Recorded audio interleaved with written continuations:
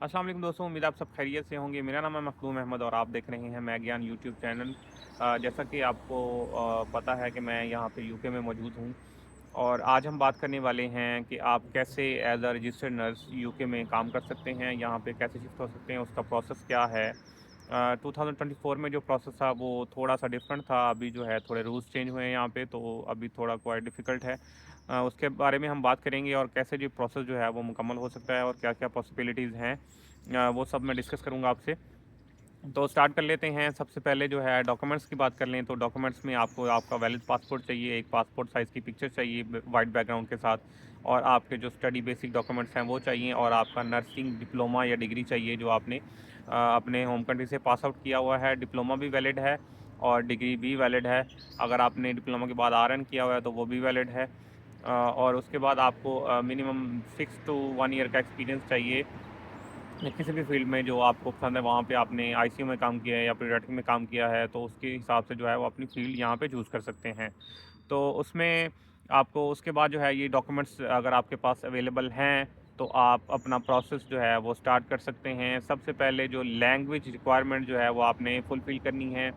उसमें आपको ओईटी करना पड़ेगा। अगर आपने ओईटी करना है तो आपने नर्सिंग चूज़ करना है उसमें ऑप्शन, और अगर आपने आइट्स करना है तो आइट्स में आपको एकेडमिक आइट्स करना पड़ेगा। और ओईटी में लिसनिंग, स्पीकिंग और राइटिंग में आपको बी चाहिए, और जो रीडिंग है उसमें आपको सी प्लस भी चलेगा, और जो इसमें सेम आइट्स में आपको 7 चाहिए, और जो रीडिंग है उसमें आपको 6.5 भी चल जाएगा। तो ये आपको कंप्लीट करने के बाद सबसे पहला जो स्टेप है वो ये है, आप अपने लैंग्वेज जो है वो रिक्वायरमेंट पूरी करनी है। उसके बाद ओईटी जो है अगर पाकिस्तान में आप देखें या इंडिया में देखें तो काफ़ी सारी अकेडमीज़ हैं। पाकिस्तान में भी लाहौर में या बड़ी-बड़ी सिटीज़ में अकेडमीज़ हैं, वहाँ पे आप प्रिपरेशन करके उसका टेस्ट जो है वो दे सकते हैं। आइट्स तो वैसे ही बहुत फेमस है, तो आइट्स तो हर जगह भी अवेलेबल होता है। तो इसकी आप प्रिपरेशन करके उसका टेस्ट दें, और वो पास आउट करने के बाद आपने अपनी रजिस्ट्रेशन जो है उसका प्रोसेस स्टार्ट करना है एनएमसी की वेबसाइट पे। उसके लिए आपने एनएमसी की वेबसाइट पे जाना है। अगर आपको वो समझ नहीं आ रही, आप हमसे कॉन्टैक्ट कर सकते हैं, और वो भी ऑनलाइन भी अवेलेबल हैं उनकी वीडियोज़। मैं भी उसकी एक वीडियोज़ जो है वो बना के डाल दूँगा। तो आप वहाँ पे देख के उसकी जो है वो अपना ऑनलाइन प्रोसेस जो है वो स्टार्ट कर सकते हैं। उनके साथ अपनी रजिस्ट्रेशन, वो आपने उनको अपने डॉक्यूमेंट्स, अपनी बेसिक डिटेल्स फिल करनी है। उसके बाद वो आपका डाटा वेरीफाई करेंगे आपकी नर्सिंग काउंसिल से कि ये जो कैंडिडेट हैं ये आपके पास registered nurse as a registered nurse available हैं या नहीं हैं। तो वो कंप्लीट होने के बाद वो आपको ईमेल करेंगे कि आपकी जो वेरिफिकेशन है वो सक्सेसफुल हो गई है। आप फर्दर जो स्टेप है वो पियर्सन बीयूई के एक ईमेल आपको आएगी, वहाँ पे आपने अपना एक सीबीटी टेस्ट जो यहाँ के लिए है वो आपने बुक करना है। वो सीबीटी टेस्ट जो है वो एक आपने यहाँ पे किसी भी आप अपने जो भी कंट्री में अवेलेबल है वहाँ पे भी आपको सेंटर्स मिल जाते हैं, वहाँ पे अपना वो सीबीटी टेस्ट देना है। और उसको कंप्लीट करने के बाद उसकी जो प्रिपरेशन है वो भी आपको ऑनलाइन किसी भी ऑनलाइन किसी भी आप एकेडमी से कर सकते हैं। वो बहुत इजी है, उसमें कोई इतना ख़ास मुश्किल नहीं है। और उसके बाद जो है उसका जो नेक्स्ट स्टेप है वो आपका ऑस्की एग्ज़ाम है, जो यहाँ पे यूके में आके होता है। लेकिन 2024 में ऐसे होता था कि आप ये 2 स्टेप कंप्लीट करने के बाद आप किसी भी एजेंट के थ्रू यहाँ पे जॉब अप्लाई कर सकते थे। लेकिन अभी इट्स क्वाइट डिफ़िकल्ट, थोड़े रूल्स चेंज हुए हैं। अभी जो एजेंसीज़ हैं वो रिक्वायरमेंट नहीं कर रही। आपको किसी भी एजेंसी के थ्रू आप नहीं यहाँ पे आ सकते। आपने डायरेक्ट जो है वो ऑनलाइन अप्लाई करना है, अप्रोच करना है हॉस्पिटल्स को, प्राइवेट हॉस्पिटल्स को और एनएचएस को।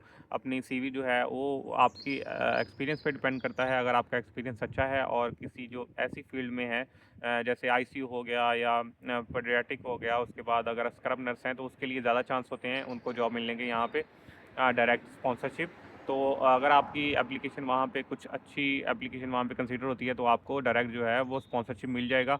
उसके बाद अपना वीज़ा जो है वो प्रोसेस कर सकते हैं। वहाँ पे वीज़ा लगा लगा के आप यहाँ पे आ सकते हैं, और यहाँ पे आके वही आपको ऑस्की की ट्रेनिंग कराएँगे, और ट्रेनिंग करने के बाद आपको ऑस्की का टेस्ट देंगे, और आपको प्रॉपर जो है वो रजिस्ट्रेशन मिल जाएगी, एनएमसी का पिन मिल जाएगा, और आप काम करना यहाँ पे स्टार्ट कर देंगे।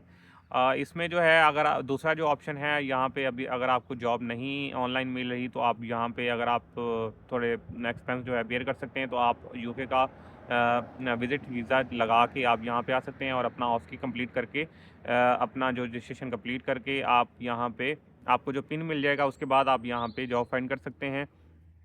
स्पॉन्सरशिप अपनी ले सकते हैं।